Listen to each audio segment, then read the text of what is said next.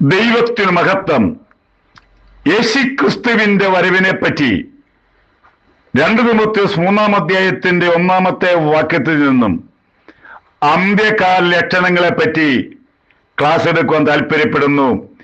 264-ാമത്തെ ഭാഗത്തേക്ക് ഏവരെയും പ്രാർത്ഥനയോടെ ക്ഷണിച്ചുകൊള്ളുന്നു.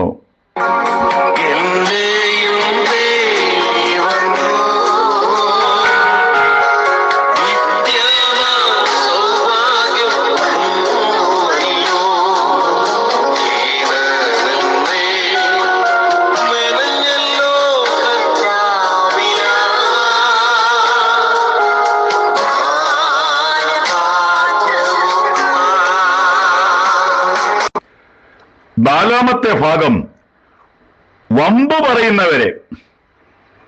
ഇതുപോലെ വമ്പ് പറയുന്ന ഒരു ലോകമില്ല.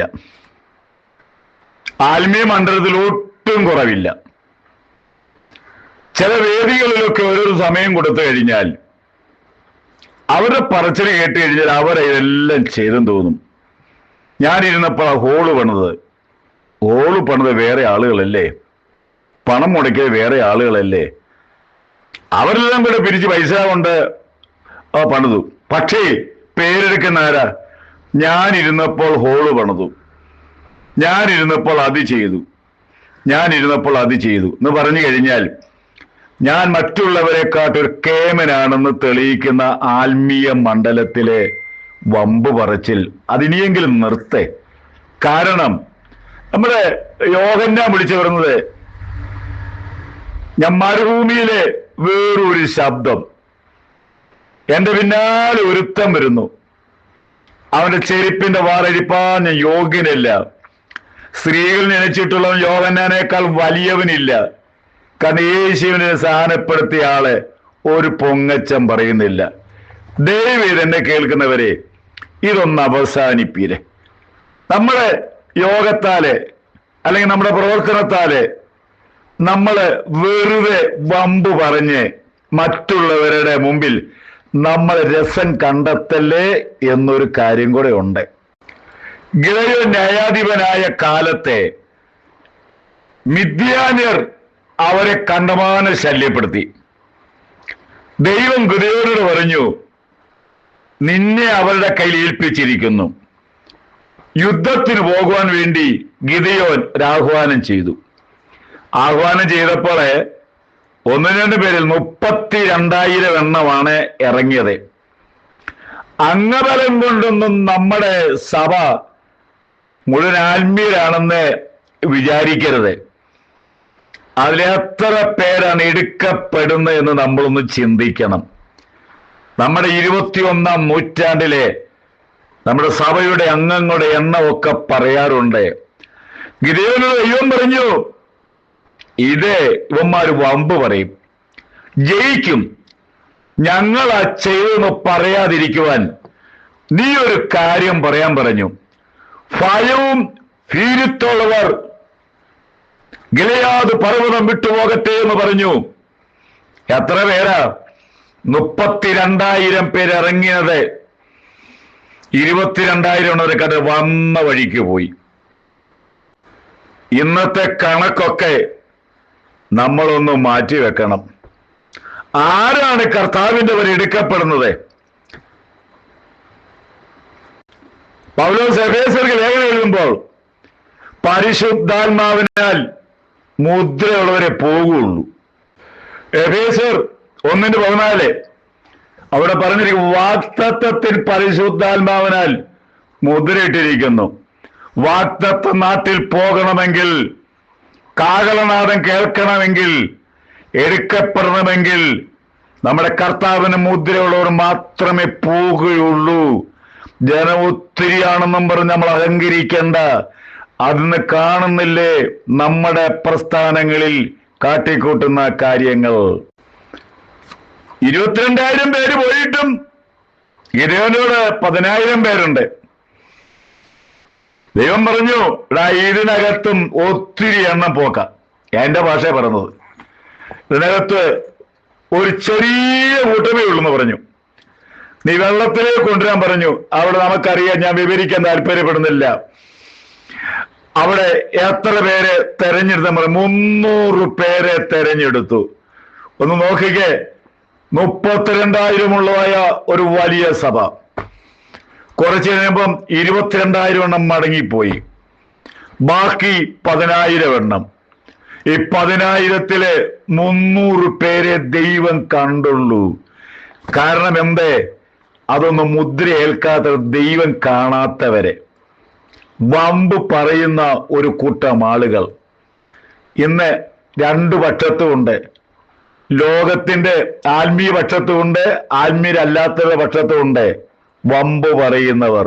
അതുകൊണ്ട് എന്നെ കേൾക്കുന്ന പ്രിയപ്പെട്ടവരെ, നമ്മൾ സ്നേഹത്തോട് പറയട്ടെ, നമ്മൾ വമ്പ് പറയുന്നതിൽ നമ്മളെ പരാജയപ്പെടുകയുള്ളൂ. എന്ന് പറഞ്ഞാൽ കർത്താവിനെയല്ല നമ്മൾ ഉയർത്തി കാണിക്കുന്നു. നമ്മുടെ കർത്താവ് പറഞ്ഞു, നിങ്ങൾ എന്നെ ഉയർത്തിയാൽ ഞാൻ നിങ്ങളെ ഉയർത്താനാണ് പറഞ്ഞിരിക്കുന്നത്.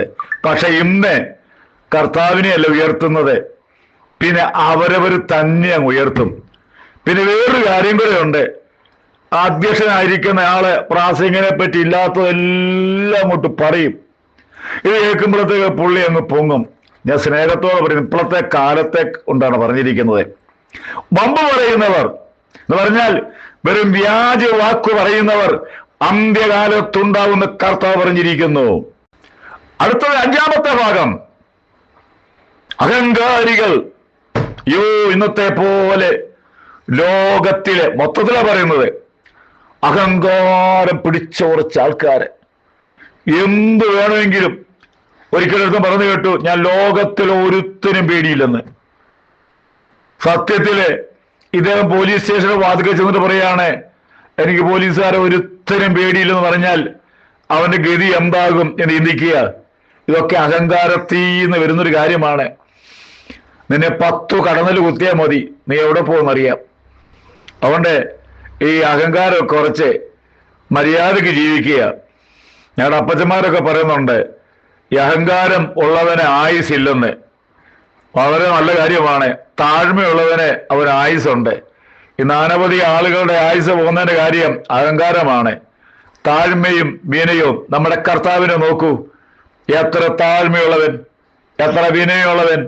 നമ്മുടെ കർത്താവിന്റെ മുഖത്ത് നോക്കി എന്തെല്ലാം പറഞ്ഞറിയാമോ? ഇവൻ യോസേപ്പിന്റെ മകനാണ്, തച്ചന്റെ മകനാണ്, ബേൽസബൂലാണ്, മറിയയുടെ മകനാണ്.